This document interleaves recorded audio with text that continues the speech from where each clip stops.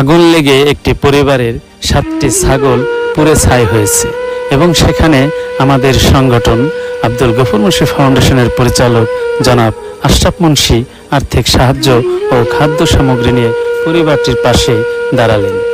সম্মানিত দর্শক, আজ আমরা উপস্থিত হয়েছি চরভদ্রসন উপজেলার টিলারচর গ্রামে শেখ আদেলের বাড়িতে। গত সোমবার দিবাগত রাত 1টার দিকে তার ছাগলের ঘরটিতে আগুন লেগে যায় এবং ঘরটিতে থাকা 7টি ছাগল পুড়ে ছাই হয়ে যায় এবং এই খবরটি সোশ্যাল মিডিয়ায় ব্যাপক আকারে প্রকাশ করা হয়ে থাকে।